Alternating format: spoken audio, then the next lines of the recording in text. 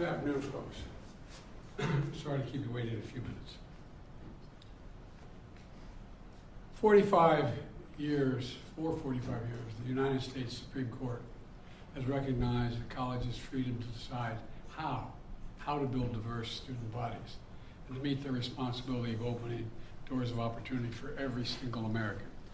In case after case, including recently, just as a few years ago in 2016, the court has affirmed and reaffirmed this view, that colleges could use race not as a determinative factor for admission, but as one of the factors among many in deciding who to admit from a already qualified pool of applicants.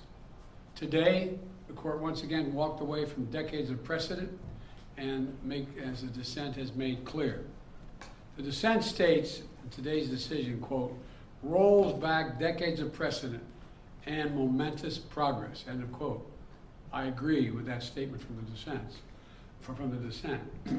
The court has effectively ended affirmative action in college admissions, and I strongly disagree with the court's decision.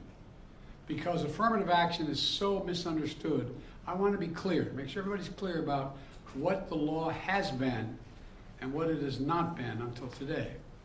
Many people wrongly believe that affirmative action allows unqualified students to be admitted ahead of qualified students. This is not how college admissions work. Rather, colleges set out standards for admission, and every student has to meet those standards. Then and only then, after first meeting the qualifications required by the school, do colleges look at other factors in addition to their grades, such as race. The way it works in practice is this. Colleges first establish a qualified pool of candidates based on meeting a certain grade, test scores, and other criteria. Then and only then, it is from this pool of applicants, all of whom have already met the school standards, that the class is chosen after weighing a wide range of factors, among them being race. You know, I've always believed that one of the greatest strengths of America, and you're tired of hearing me say it, is our diversity. But I believe that. If you have any doubt about this, just look at the United States military. The finest fighting force in the history of the world. It's been a model of diversity. And it has not only made our nation better, stronger, but safer. I believe the same is true for our schools. I've always believed that the promise of America is big enough for everyone to succeed, and that every generation of Americans, we have benefited by opening the doors of opportunity just a little bit wider to include those who have been left behind. I believe our colleges are stronger when they are racially diverse. Our nation is stronger because we are tapping into the full range of talent in this nation. I also believe that while talent, creativity, and hard work are everywhere across this country, not equal opportunity. It is not everywhere across this country. We cannot let this decision be the last word. I want to emphasize, we cannot let this decision be the last word. While the court can render a decision, it cannot change what America stands for.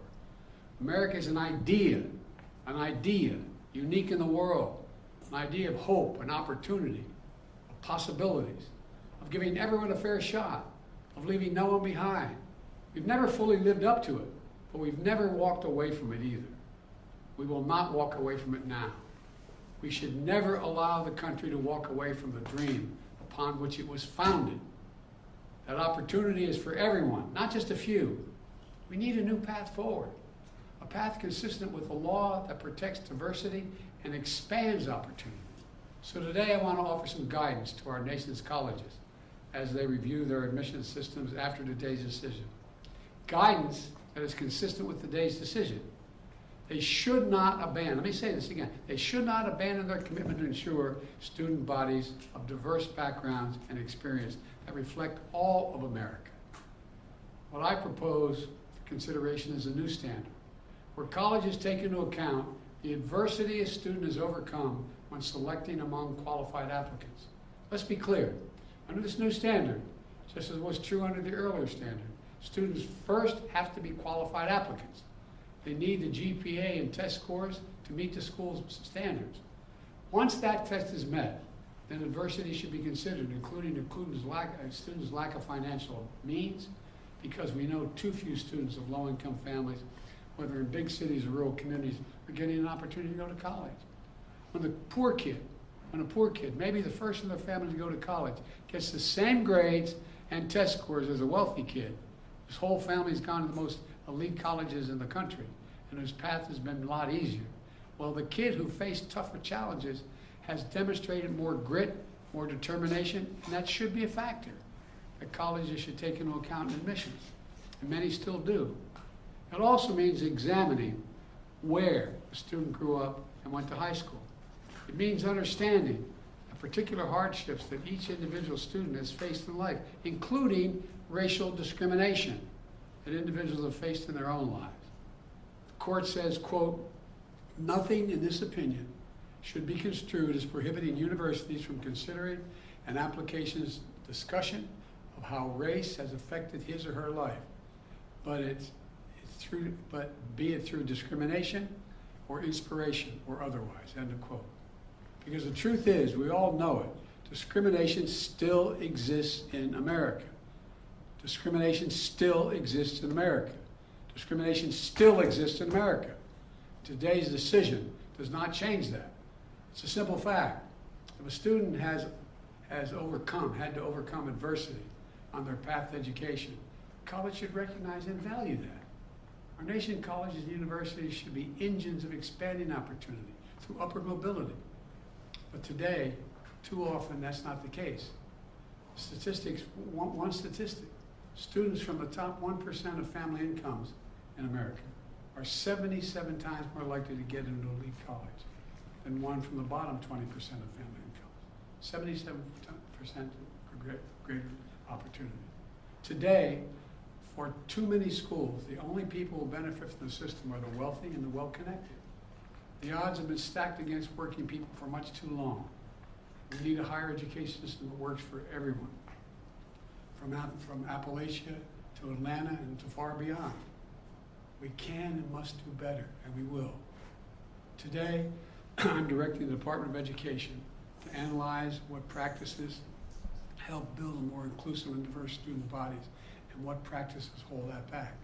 Practices like legacy admissions and other systems expand privilege instead of opportunity.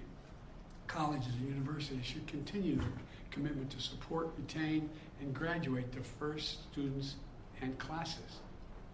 You know, companies who are already realizing the value of diversity should not use this decision as an excuse to turn away from diversity either. We can't go backwards. You know, I know today's court decision is a severe disappointment to so many people, including me.